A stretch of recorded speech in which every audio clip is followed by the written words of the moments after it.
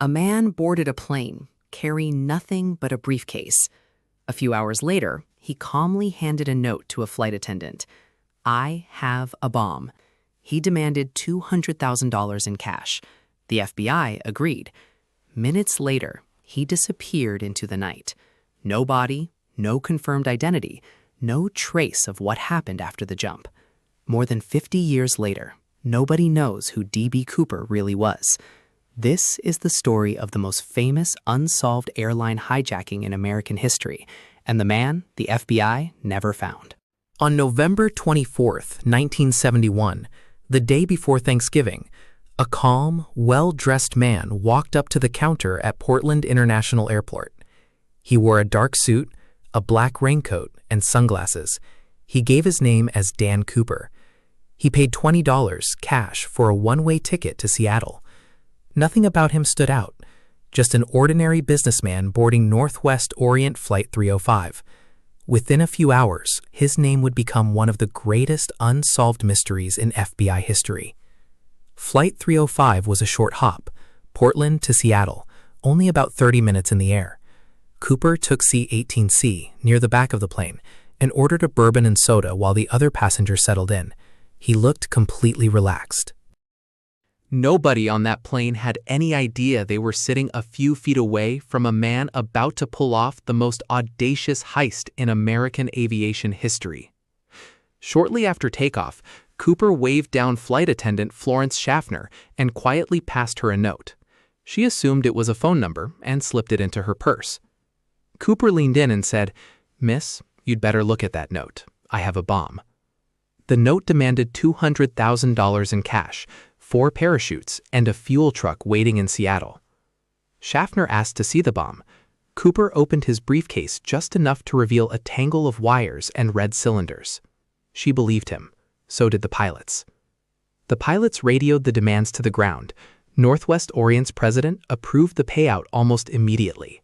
While the plane circled Seattle for nearly 2 hours, the FBI scrambled, photographing every one of the 10,000 $20 bills and recording every serial number before the money was loaded onto the plane, a decision that would matter enormously decades later. When the plane landed in Seattle, Cooper kept his word, to a point. He allowed all 36 passengers and 1 flight attendant to leave. He kept the pilots, 1 flight attendant, and the flight engineer on board.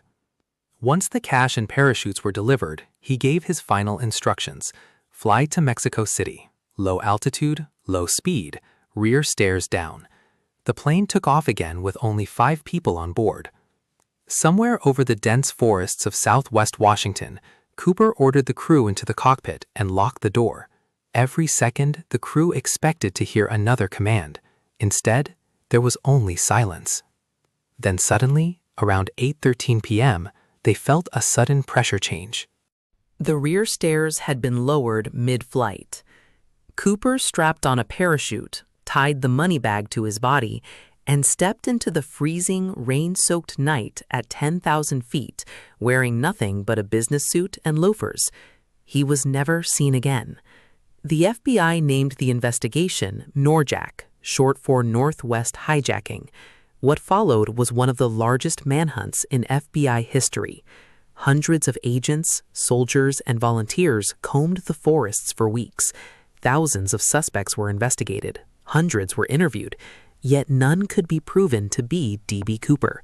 They found nothing. Not a scrap of clothing, not a parachute, not a single bone. Without a body, the case could never officially close. In February 1980, an 8-year-old boy named Brian Ingram was digging in the sand along the Columbia River at a spot called Tenabar. He found 3 decaying bundles of cash, $5,800 in ransom bills, serial numbers matching Cooper's money exactly. It was the only physical evidence ever recovered, and it raised more questions than it answered.